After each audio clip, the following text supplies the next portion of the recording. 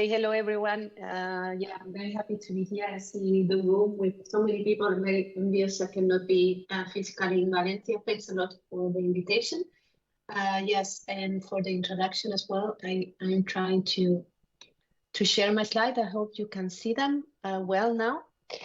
And yeah, I wanted to, I was following the previous keynote. It was an amazing talk by Professor Rina Risch and on the challenges we are addressing. And I wanted to focus my presentation more on the work that we carried out. I work, as Nando mentioned, at the European Commission.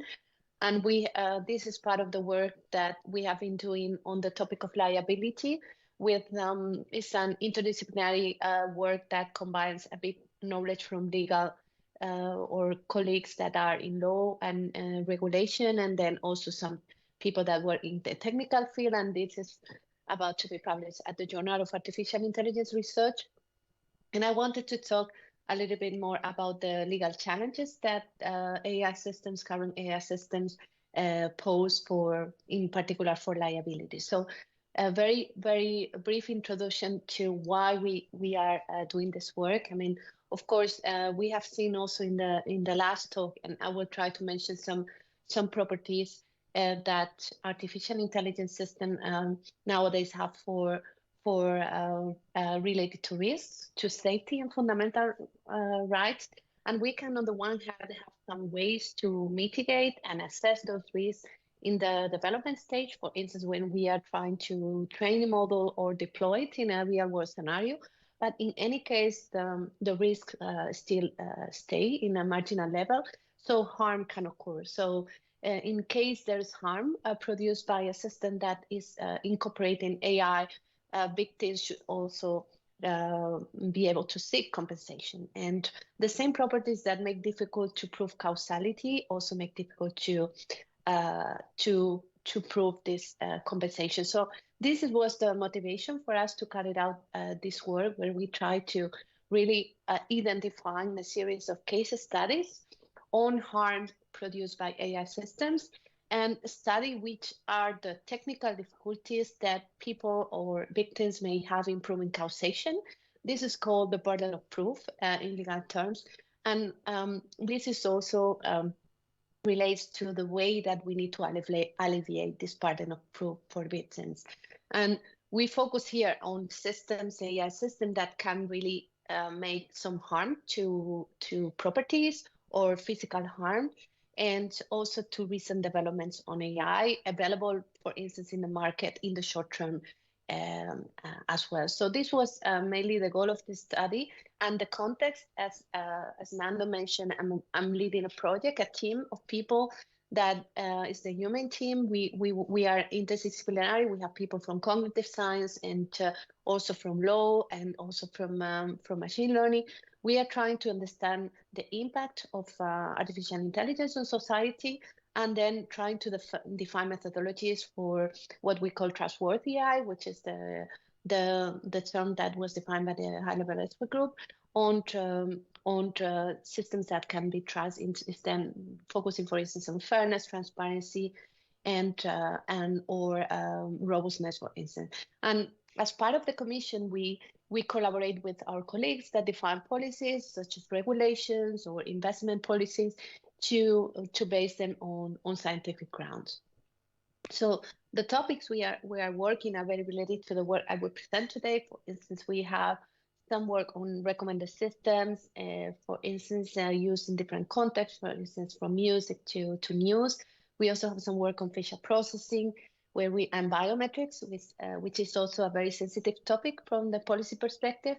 We also have a project on children's rights and AI, and how AI will affect children in their development process. And also, we have also a project on the autonomous driving and trustworthy autonomous driving. And these are a bit the policies we have been supporting in this, where I will focus on AI liability, which is a policy file that I will provide some more details later.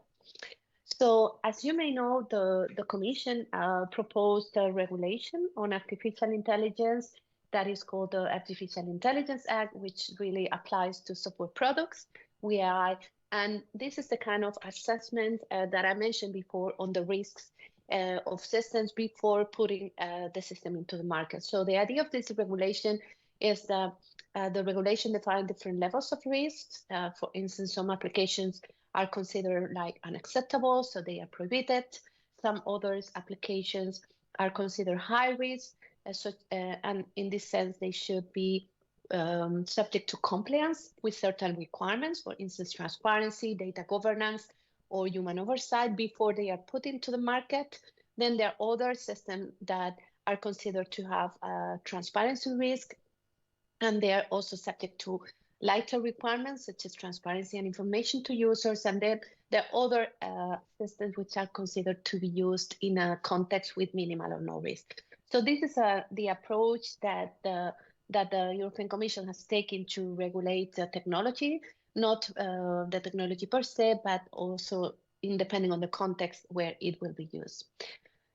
So in any case, if we have this risk assessment level before we deploy a system, and then we try to comply with series of requirements, for instance, the system should fulfill certain predictions, should fulfill certain robustness requirement, there's always mistakes or errors that can occur. So this is the focus of our work, how to obtain compensation for damages that might be produced by AI systems. So just to introduce you a bit to the concept that we are, or the legal framework that we are considering, there are three mainly frameworks for liability. One is what we call fault-based liability, where victims or injured parties have to prove that the defendant caused the damage intentionally or negligently. So this means that there was a standard of care that the defendant, for instance, the developer of the AI system, should have fulfilled.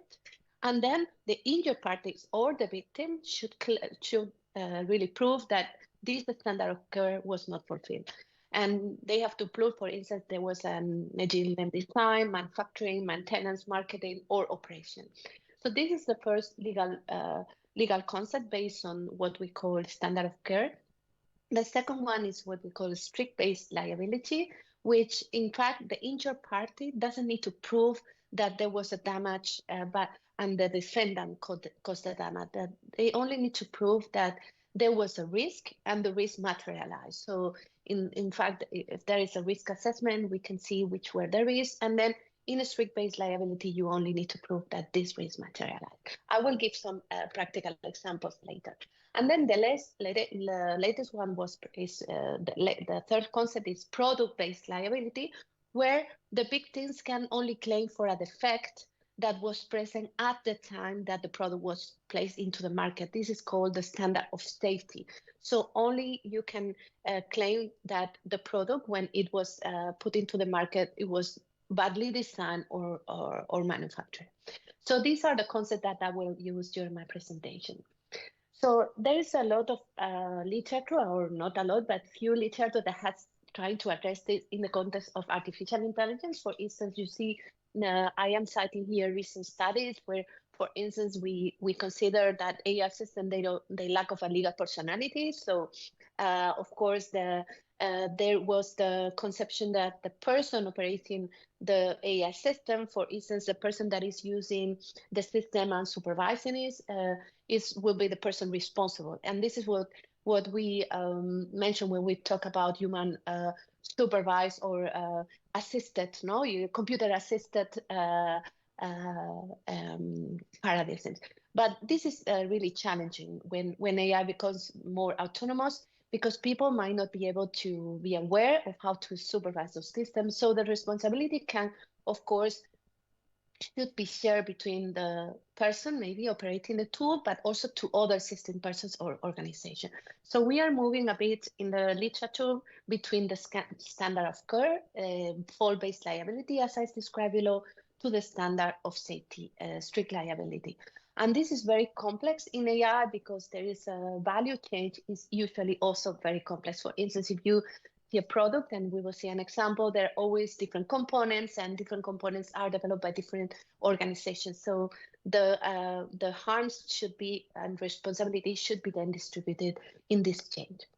So in our work, we identified several characteristics of AI systems, And we try to see which of them are really exclusive of AI and machine learning, and then which are non-exclusive. They also found in other, like for instance, automated systems. And then we also try to see what will be the impact on proving causation, and then the impact on this idea of the burden of proof. So here we did, of course, a qualitative assessment of the relevance, and I will focus on these four that we identify as the most relevant for our work, and also very or more exclusive on artificial intelligence. Here, I may have to claim that, of course, artificial intelligence is a very broad field. So we were focusing here on recent developments mostly in machine learning systems. So, for instance, the lack of causality has been discussed a lot in literature, also mentioned here. That is the main difference between statistical associations versus causation. And this is due, of course, to the assumption on the independency and identically distribution in machine learning. And this causes a poor performance of models, for instance, when there is the difference between the statistical distribution in real-world operation versus the statistical distribution in training. And this can be exploited, for instance, it is exploited by adversarial attack. So, of course, despite their recent research advancements, learning causal relationship is still very challenging in the field. So this is one of the relevant characteristics that we identify that will challenge in the context of liability.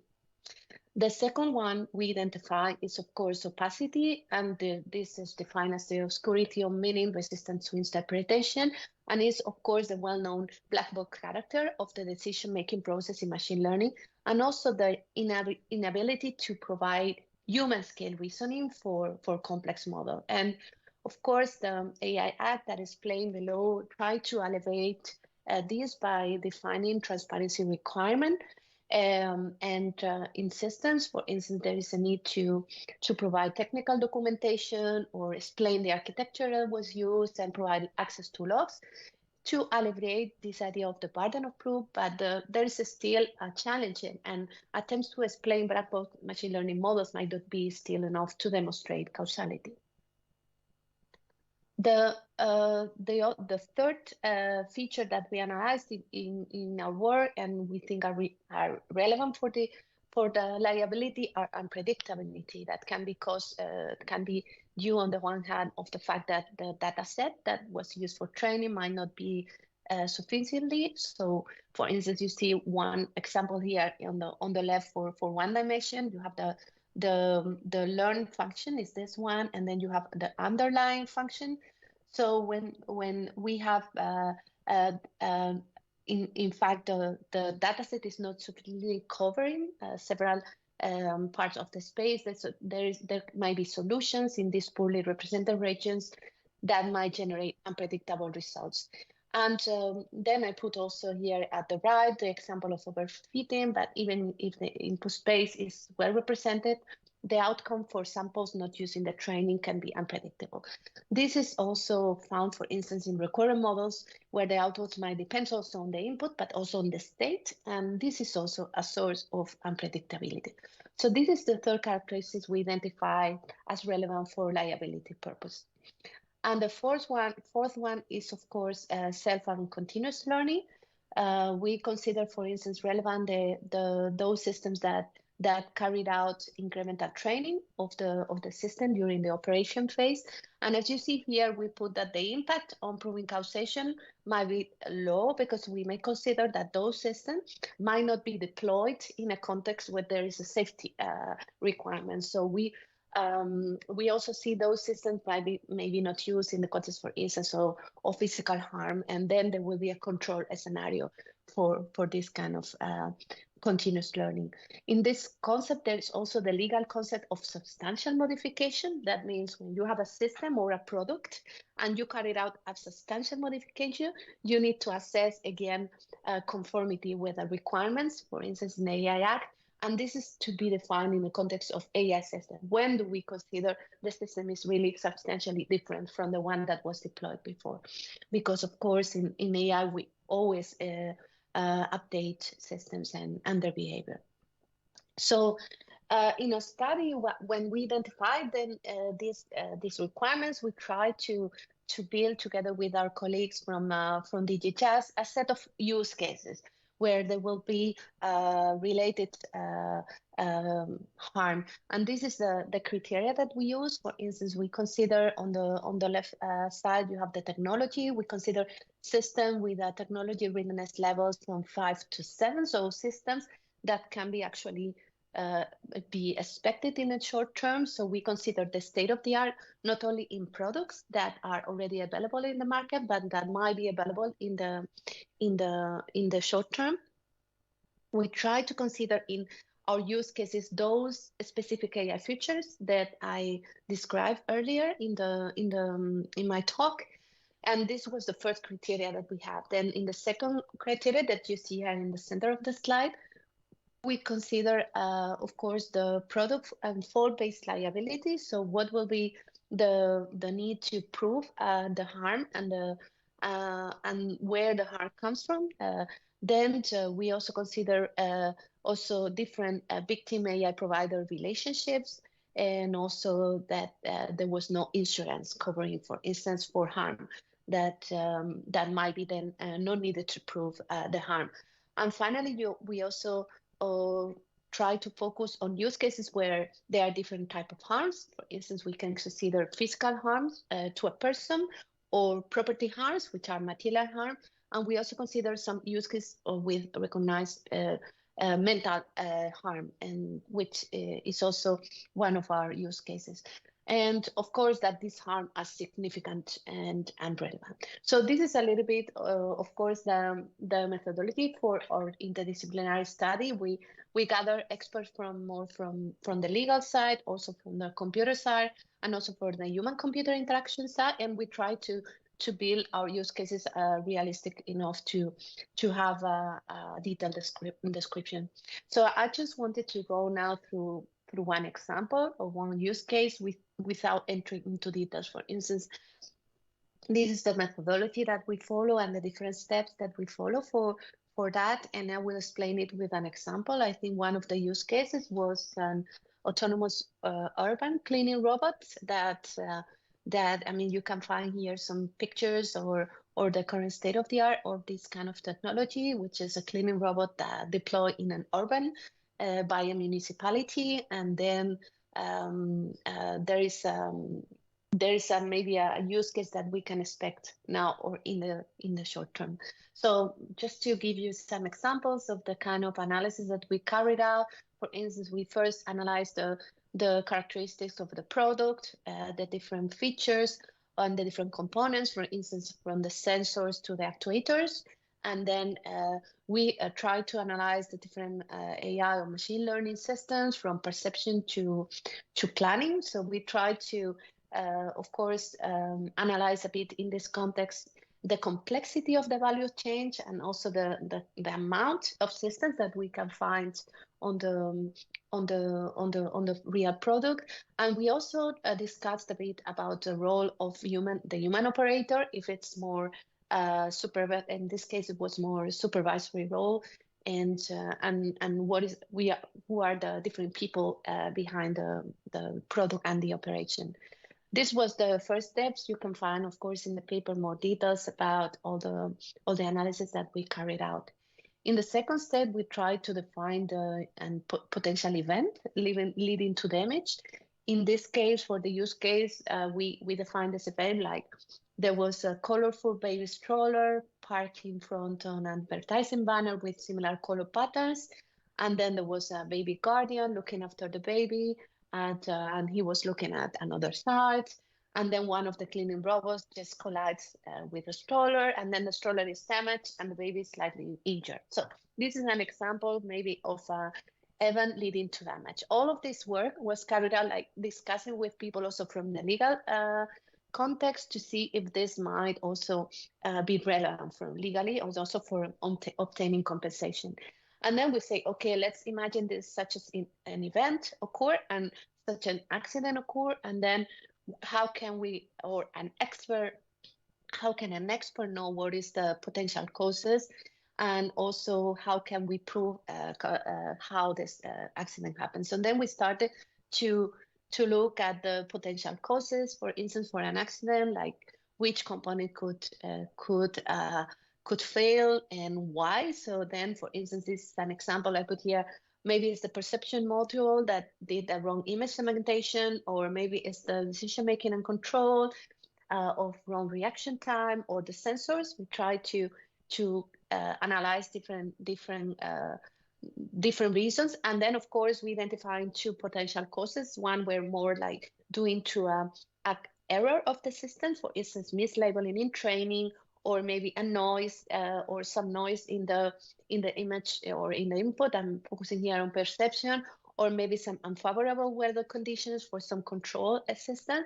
And the second one is, of course, deliberate attacks, exploiting the system vulnerability. So these were the two potential causes that we analyzed. And after that, we try to say, okay, but according to the source of the potential cause of the accident, who would be the potential liable parties? And then we started to analyze different scenarios. For instance, if the reason for the error is due to a single component or several components. So this reflects a bit the complexity of the value chain, and also the idea of the robot manufacturer. I mean, in this case, for instance, can be the manufacturer of the full product, the provider of the different components, the people that deploy the system, the user, such as the municipality that put it in the city, or also the adversaries attacking the system that might be able to cause harm. So this is the analysis we carried out from these different use cases. And finally, and more importantly, we said, okay, how experts should assess really the cause of the accident. So we try to discuss on different potential causes to establish what we call prima facie evidence on the fact. And then, of course, even if the correlation was proved between an input and output, or between we cannot discard alternative sources of the damage. So this prove a little bit the difficulties to infer a clear causal link from the input to the harmful output. And we also analyzed in this work what information might the expert need for this assessment, including logs or technical documentation, which kind of information or access to the system. So this is an example of the work that we carried out for this study. We all gather other use cases. For instance, we have one similar use case, which is autonomous delivery drones. We have another use case with robots and education, where we address as well the psychological harm of AI systems. And then we try to build this analysis and technical assessment. And of course, the result of our work highlighted the technical difficulties that experts or an expert opinion will face when trying to prove the effect or negligence and the causal link to damage. And these support a bit our assumptions that liability regimes, which are based on proving causation, should be revised to alleviate the burden of proof on victims in case involving AI system. So this work was part of the evidence gathering of a legislation that was proposed by the European Commission. It's called the AI Liability Directive, and it's part of the package that the Commission is proposing on artificial intelligence, which is composed by the AI Act, this directive, and also the revision of the product safety rules. And the idea of this directive is to harmonize different national liability claims in member states, which are based on the fault of any person with a view of compensating any type of damage. So in light of course, this analysis, but also complementary analysis, because this directive also carried out other analysis, for instance, on the economic impact, also on technical feasibility. But so this was only one source of evidence, of course. And there was some measures that have been taken to ease the burden of proof. For instance, in Article 3 of the directive, there is the idea that we need to, or providers need to disclose evidence of AI assistance in particular in the high risk scenario defined by the AI Act. For instance, they have to provide access to technical documentation and logs, so that victims may be able to assess and carry out the burden of proof. And there's also the rebuttable presumption of causal link. So by default, it's presumed there is a causal link in the case of fault, and this is in Article 4 of the directive.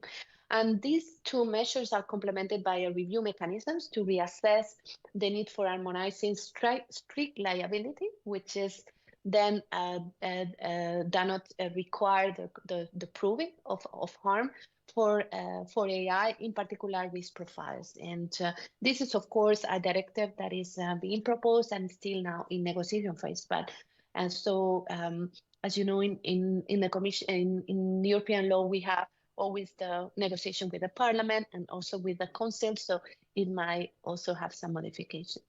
So this is a little bit, I think I am almost on time, the work I wanted to present here to this workshop, which is leading with so important aspects of AI, which are, in my case, are more linked to the legal aspects and trying to see how we can combine knowledge from computer science, from machine learning, and also from legal research on these kind of topics that should be broader and interdisciplinary more and more. And this is a bit all from my side.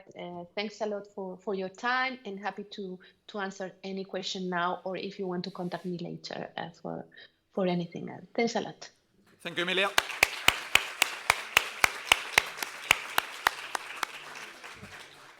Okay, great. So time for questions. Any question from the audience? Don't be shy. Okay, yeah.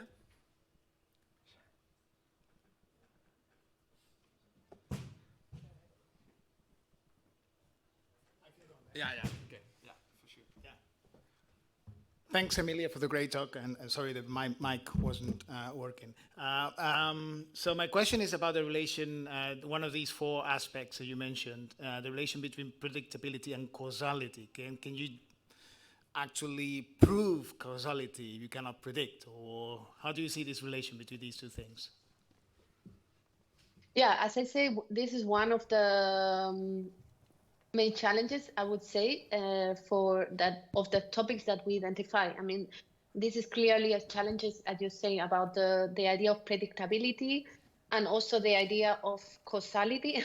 These are very challenging for the purpose of liability. Of course, we all consider that in this kind of safety relevant scenario, for instance, when you deploy a system in a context, that's why I say we need to put safeguards. No, so for instance, if you deploy a system that can cause harm, there might be always filters around, there might be always supervision around, but these are maybe some of the intrinsic characteristics that we cannot control at the end. So so this might be needed to be considered, for instance, by developers when developing a system in the context where it will be deployed. So I think Jose is more about those intrinsic properties that will difficult or will challenge the proof of causation, and this was one of the aspects that we identified. Okay, thank you. Any more questions? Yeah, over there. Pablo.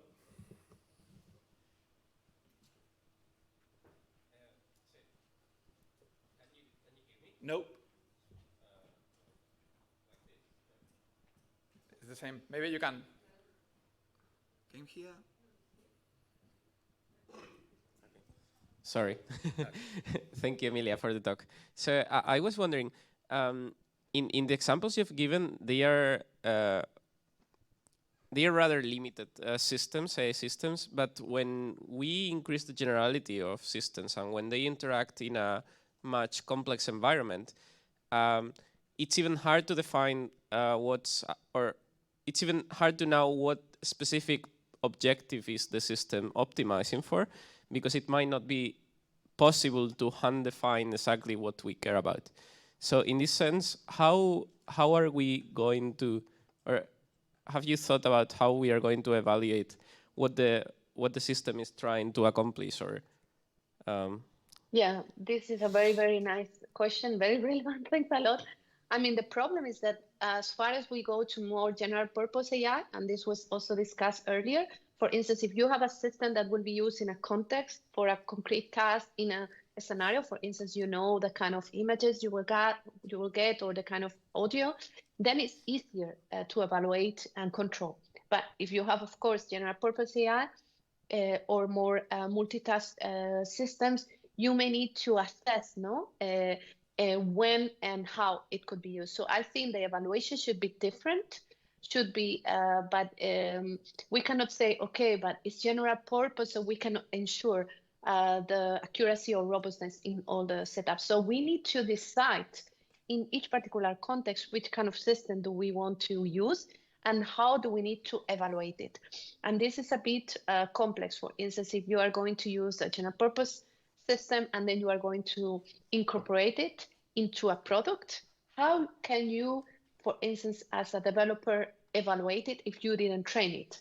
And this is an ongoing discussion, I think, about general purpose AI evaluation and the share of responsibilities between the person that just develops it and the person that uses it in a particular scenario. So my feeling is that general purpose AI have more broader. It's general in terms of risks. It's general also in terms of evaluation needs. So you may need to, as well as you do a more general system, and you should do also more general evaluation. So the smarter the system, the smarter the evaluation. And I guess maybe our community is spending a lot of effort into deployment and developing models, but not into evaluating them. And this is a bit, I think, unbalanced between the need to get more performant algorithms and the need to get more performance control mechanisms. And this, I feel this is a balance because many people work on developing models, not many people work in evaluating models and assessing the limits. This is a very nice discussion, so I don't want to talk alone. Yeah, but very good. Thanks. Yeah, thank you, Emilia.